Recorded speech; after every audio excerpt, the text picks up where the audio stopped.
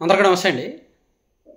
అదానీ విషయంలో ఈ అదానీ అండ్ జగన్మోహన్ రెడ్డి గారి మధ్య జరిగిన లావాదేవీలు, అమెరికాలోని న్యూయార్క్లో నమోదైన కేసు విషయంలో అసలు మన రాష్ట్రంలో పార్టీలు అండ్ మీడియా ఎంత అడ్డగోలుగా వ్యవహరిస్తున్నాయంటే, ఎవరి వాదన వాళ్ళు తెర మీదకు తీసుకొచ్చి ఎవరి ప్రయోజనాలు ఎవరి స్వార్థం వాళ్ళు చూసుకొని అసలు విషయాన్ని పక్కదారి పట్టిస్తున్నారు.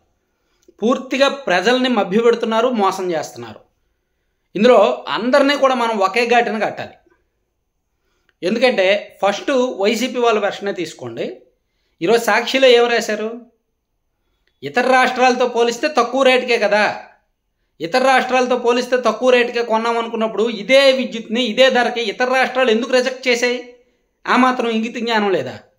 ఇతర రాష్ట్రాలన్నీ రిజెక్ట్ చేశాయి కాబట్టే ఇక్కడ ఆంధ్రప్రదేశ్, తమిళనాడు, ఛత్తీస్గఢ్, జమ్మూ అండ్ కాశ్మీరు, ఒడిశా లాంటి రాష్ట్రాలకు లంచాలు ఇచ్చి ఒప్పించాడు అదానీ గారు. అది కదా ఇక్కడ పాయింట్. చాలా రాష్ట్రాలు రిజెక్ట్ చేశాయి.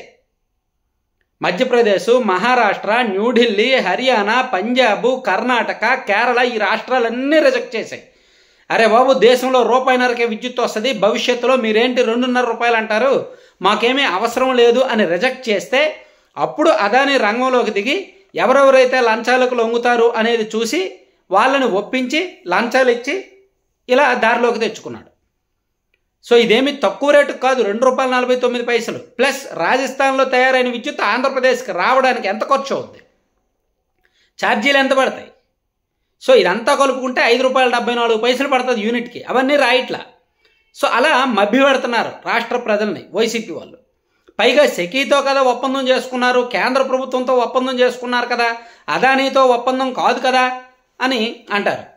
అదానీ తయారు చేసిన విద్యుత్తునేగా కొంటున్నది, అదానీ తయారు చేసిన విద్యుత్ అదానీ కంపెనీనేగా కొంటున్నది. ఇప్పుడు సెకీకి వేసిన బిడ్లు ఎవరు వేశారు? సెకీ ఏమిచ్చింది? 2019 డిసెంబర్లో 4 గిగావాట్ల విద్యుత్తును నేను ఉత్పత్తి చేస్తా అని చెప్పి అదానీ బిడ్లు వేసిన తర్వాత, దక్కించుకున్న తర్వాత సెకీ సరే ఏ రాష్ట్రాలు కొంటారు ముందుకు రండి అని అంటే అప్పుడు ఎవరు ముందుకు రాకపోతే అప్పుడు అదానీ రంగంలోకి దిగిన మాట వాస్తవం కాదా? ఎంత అడ్డగోలు వాదన! సెప్టెంబర్ 12న అదానీ గారు జగన్మోహన్ రెడ్డి గారిని కలవడం, సెప్టెంబర్ 15వ తేదీన సెకీ నుంచి ఏపీ ప్రభుత్వానికి లేఖ రావడం, సెప్టెంబర్ 16వ తేదీన మంత్రివర్గంలో ఆమోదించేయడం. ఎంత అడ్డగోలు వాదన! పక్కాగా దొరికిపోయిన ఇందులో లంచం క్లియర్గా కనిపిస్తోంది. ఇది పక్కన పెడదాం. వైసీపీ వాళ్ళు ప్రజల్ని మొదటి నుంచి మభ్యపెడతారు, అన్ని విషయాల్లో మభ్యపెడతారు, అన్ని విషయాల్లో అబద్ధాలు చెప్తారు, వదిలేద్దాం. మరోవైపు టీడీపీ అండ్ జనసేన వీళ్ళు ఇక్కడ జగన్మోహన్ రెడ్డి గారు లంచం తీసుకున్నారు. లంచం ఇచ్చిన వ్యక్తి ఎవరు? అదానీ గారు. సో ఈ కుంభకోణం మొత్తాన్ని కేంద్రం స్థాయిలో లేవనెత్తాలి. నిజంగా గట్స్ ఉంటే, నిజంగా జరిగిన తప్పు జనాలకి తెలియాలి అంటే, నిజంగా దీని మీద దర్యాప్తు జరగాలి అంటే, నిజంగా ఆంధ్రప్రదేశ్ రాష్ట్రానికి భవిష్యత్తులో 1,10,000 కోట్లు నష్టం రాకుండా ఉండాలి అంటే ఈ వ్యవహారం మొత్తాన్ని కేంద్రం స్థాయిలో కెలకాలి, పార్లమెంట్లో లేవనెత్తాలి. ఓన్లీ జగన్ అవినీతిని మాత్రమే పార్లమెంటులో లేవనెత్తంది అంటే ఎలా? అదానీ కదా అవినీతి చేసింది, అదానీ కదా లంచం ఇచ్చింది, జగన్ కదా లంచం తీసుకున్నది. ఈ మొత్తం ఒప్పందాన్నే కేంద్రం స్థాయిలో లేవనెత్తాలి కదా. అవసరమైతే సెకీని కూడా ఏమయ్యా మీరు ఎందుకు ఒప్పించారు, మీకేం సంబంధం అని చెప్పి వాళ్ళని కూడా అడగాలి కదా. అందరినీ తెంచాలి రంగంలోకి, అందరినీ ఎండగట్టాలి ఈ వ్యవహారంలో. కానీ ఆచితూచి స్పందిస్తున్నారు చంద్రబాబు నాయుడు గారు. ఎందుకంటే కేంద్రంలో బీజేపీ అధికారంలో ఉంది, బీజేపీ సన్నిహితుడు అదానీ కాబట్టి ఏమో ఎవరిని అంటే ఎవరికి నొప్పి వస్తుందో, మళ్ళీ భవిష్యత్తులో అదానీ ఆంధ్రప్రదేశ్కి రాడేమో, ఆంధ్రప్రదేశ్లో అదానీ డేటా సెంటర్ అని చాలా ఉంది, అలాగే కొన్ని పోర్టులు కూడా అదానీకి అమ్మేస్తున్నారు కాబట్టి ఎవరైనా అదానీ దగ్గర ఏ సీఎం ఉన్నా జుజుబేయండి, ఎవరైనా సరే అతను ఏం కొనాలంటే అది కొనగలడు, ఏం ఇవ్వాలంటే అది ఇవ్వగలడు. అలాగే తయారైంది. సో మన రాష్ట్రం కాస్త బలహీనులు ఎక్కువ, రాజకీయ బలహీనులు ఎక్కువ, రాజకీయ కరప్షన్ ఎక్కువ. కాబట్టి అదానికి మన రాష్ట్రం చాలా సులువుగా దొరుకుతుందన్నమాట. పోర్టులు అతనికే, విద్యుత్తు అతనికే, బొగ్గు అతనికే, అన్నీ అతనికే. రేపు పొద్దున మీ తలకాయలు నా తలకాయలు కూడా ఇచ్చేస్తారు. ఇదంతా ఇలా జరుగుతుంటే ఈ మన మేధావి జర్నలిస్ట్ అంటాడు అదానీ లంచం ఇచ్చాడు, జగన్ తీసుకున్నాడు, అదానీ పెట్టుబడులు పెట్టాడు కదా, ఆ పెట్టుబడులను ఎవరు చూడట్లేదు అని మేధావి జర్నలిస్ట్ కవరింగ్ చేస్తాడు. అరే లంచం తీసుకొని భవిష్యత్తులో 1,10,000 కోట్లు నష్టం రా బాబు అంటే అది ఆలోచించట్లా. ₹2.49 దేశం మొత్తం ₹1.99 ఉంటే ఆయన ₹2.49 మన రాష్ట్ర ప్రభుత్వంతో ఒప్పందం కుదుర్చుకుంది, అది ఆలోచించట్లా. రాజస్థాన్లో తయారైన విద్యుత్తు ఆంధ్రప్రదేశ్కి రావడానికి మరో ₹3.74 ఎక్స్ట్రా ఖర్చు అవుద్దంటే అది ఆలోచించట్లా. ఇదంతా చేసే బదులు ఆంధ్రప్రదేశ్ రాష్ట్రంలోనే విద్యుత్ ఉత్పత్తి చేసేలా ప్రోత్సహించవచ్చు కదా, సోలార్ ప్లాంట్లు పెట్టేలా ప్రోత్సహించవచ్చు కదా అంటే అది ఆలోచించట్లా.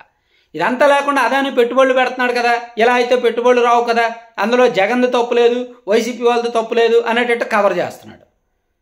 అంటే మీడియా వాళ్ళు కూడా ఎలా, అతను కూడా ఈ మేధావి జర్నలిస్టును ఆ ప్రొఫెసర్ గారు ఆయన కూడా ఎంత ఇద్దరు అలాగే తయారయ్యారు. సరే ఎంతైనా వెనకేసుకు రావచ్చు, కానీ ప్రజల్ని మభ్యపెట్టేంతగా పార్టీలను వెనకేసుకు రాకూడదు ఏ పార్టీ అయినా సరే. ప్రజల్ని మభ్యపెడితే మనకు కూడా ఈ ఛానల్స్ నడపడం అనవసరం, మనం కూడా ఈ స్థాయిలో మెయింటైన్ చేయడం అనవసరం. ఛానళ్ళు మూసుకొని ఇంట్లో కూర్చోవచ్చు. ప్రజలకు నష్టం జరుగుతున్నప్పుడు ప్రజల్ని మభ్యపెట్టాల్సిన అవసరం మనకు లేదు. మనం ఎడ్యుకేట్ చేయాలి. ఈ విషయంలో అందరూ దొంగాట ఆడుతున్నారు అనేది ఎడ్యుకేట్ చేయాలి.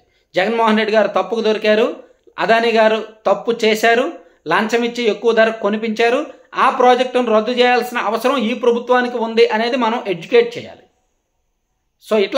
సో ఇప్పుడు నేను అనుకోవడం, అసలు ఎవరు పట్టించుకోరండి, ఏ ఒక్కరు దీన్ని పట్టించుకోరు, దీన్ని మాట్లాడరు. పార్లమెంట్లో కూడా ఎవరు మాట్లాడరు. కాంగ్రెస్ పార్టీ ఒకవేళ మాట్లాడితే అదాని వాళ్ళకి ఎంతో కొంత ఫండింగ్ పడేస్తాడు, వాళ్ళే సైలెంట్ అయిపోతారు. వాళ్ళు 4-5 రోజులు మాట్లాడతారు. కాంగ్రెస్ అసలే కరువులో ఉంది, వాళ్ళకి ఫైనాన్షియల్గా ఇబ్బందులు ఉన్నాయి కాబట్టి అదాని వాళ్ళకి ఎంతో కొంత పడేస్తే వాళ్ళు ఇంక మాట్లాడరు. అప్పుడు వరకు వాళ్ళు పార్లమెంట్లో కొంచెం గట్టిగానే మాట్లాడతారు, ఒక 10 రోజులు మాట్లాడతారు గట్టిగానే. ఎప్పుడైతే వాళ్ళ మధ్య, ఎందుకంటే ఏ పార్టీ అయినా కార్పొరేట్ల చేతుల్లో ఉంటుంది, ఏ లావాదేవీ అయినా వాళ్ళ చేతుల్లో ఉంటుంది, రాజకీయ నాయకుల బలహీనతలు కార్పొరేట్ల చేతుల్లో ఉంటాయి కాబట్టి ఇది కూడా జరుగుతుంది. సో అదానీ వ్యవహారంలో అందరూ దొంగలే, అందరూ అడ్డగోలుగానే వెళ్తున్నారు, రాష్ట్రానికి ప్రజల్ని నిలువెత్తున ముంచుతున్నారు. సో దీనిలో వాళ్ళని వీళ్ళని అని అనడానికి మనకు లేదు. సో భవిష్యత్తులో ఇప్పుడు ఉన్న పలంగా ఆంధ్రప్రదేశ్ రాష్ట్రంలో అదానీకి గత 5 ఏళ్లలో ఇచ్చిన ప్రాజెక్టుల మీద రివ్యూ చేసి హోల్డ్లో పెట్టేంత దమ్ము సీన్ ఈ ప్రభుత్వానికి ఉందా? గంగవరం పోర్టు కానీ కృష్ణపట్నం పోర్టు కానీ వాళ్ళకి ఇచ్చిన తర్వాత ఏం జరుగుతున్నాయి అనేది ఎప్పుడైనా కనిపెట్టారా? అప్పట్లో 2020లోనో 2021లోనో ముందర పోర్టులో కొన్ని వేల టన్నుల నిషేధిత పదార్థాలు దొరికాయి. దానికి మూలాలు విజయవాడలోనే ఉన్నట్టు గుర్తించారు. అప్పుడే అదాని రంగంలోకి దిగి కృష్ణపట్నం పోర్టు కొనేశాడు, గంగవరం పోర్టు కొనేశాడు.